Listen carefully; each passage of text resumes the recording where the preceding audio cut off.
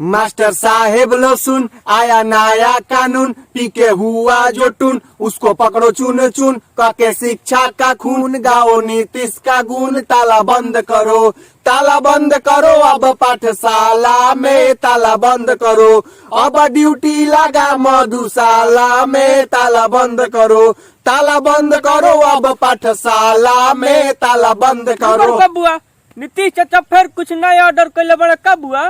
सुना मास्टर सरकारी, ई फरमान भइले जारी, घूमी दुआरी दुआरी, खोज सारा बिजुआरी, चाचा दिले जिम्मेदारी, ताला बंद करो, ताला बंद करो, अब पाठशाला में ताला बंद करो, अब ड्यूटी लगा मधुशाला में ताला बंद करो, सठिया गईले चाचा जड़ा पाला में ताला बंद करो, ताला बंद करो, अब पाठशाला में ताला बंद करो। काहे नीतीश चाचा साफा हमनी के मर्द मास्टर तू नहीं कर समझत, जर्सी गाय बुझले बड़ो, जब मन तब दूसरा मारी के दूध देता रहो। अरे मास्टर साहब लोग तो जिंदगी बर्बाद कर दिले बाड़े। कबो कहते रहे कि आदमी गिनस, कबो कहते रहे कि भेड़ बकरी गिनस रे मास्टरवा, कबो कहते रहे खेत में टर्च बार के राती के देखो से कौन हगत त हुलकावस ओकरा के। अब तो बबुआ कहते रहे कि ये मास्टर लो खोजा लो कि के दारू पियले बस सुंघा लो मुंह।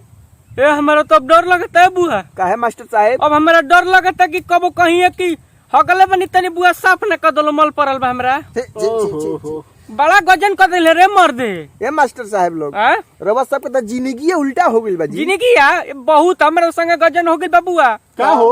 ए बड़ा गईनी है पढ़ा के साजी का घरे। हां अब खा पी के अब निकले के फेरा में लगनी है साज बाज अपन पहन के, तो बुआ हमर कहता कहाँ जाता नहीं पापा जी, तो बेटा के बड़ा हमसे जहनी है का कहनी है कि बेटा शिक्षा या शराब दोनों तरफ पप्पे के जिम्मे बा। समझाई है बेटा के बड़ा हम समझ गइल लो। हाँ का नीतीश चाचा शराब तो रउआ सबके एकदम करियर खराब कइए के मानी हमनी के बुझा गेल बा, मास्टरन के काजिए ना दे। खत्म आदमी बड़े मर्दे, मुख्यमंत्री के कुर्सी पर बैठ के गैस मारत मारत इनकर मती खौफ हो गइल बा। सही बात कहत है मास्टर। ए महाराज जी लेके रवा कुर्सी पर बैठल बानी, कोनो फेविकॉल के डिब्बा पर थोड़ी कुछ काम नहीं के हो तो उतर जइयो जैसे। और दूसरा के बैठे दी हमनी के तो बिहार में एक से एक विभूति बड़े महाराज बैठे नहीं नया मर्दा खत्म आदमी है, जब बुढ़ा गए हैं दिमाग काम नहीं कर रहा है, चिड़चिड़ापन हो रहा है, तो कहे लिए बैठे हैं, का दरकार है आपको? ए मास्टर साहब रहुए क्लास दी ना नीतीश कुमार के। का हम क्लास दी बुआ? ई का क्लास दी है मास्टर साहब लोग के तो जब मन तबे कहबे कइले कि दूध दे तारे जर्सी गाइयो आ टाइम पर खरियो नहीं खन देत ना। बड़ा हमनी के गजन बबुआ 3 महीना पर मिलता, 3 महीना पर 4 महीना पर मिलता ना मास्टर साहब। अरे वो पैसा के मत छोड़ दो बुआ बात, वो हमनी के ट्यूशन पर जीवन चलता है।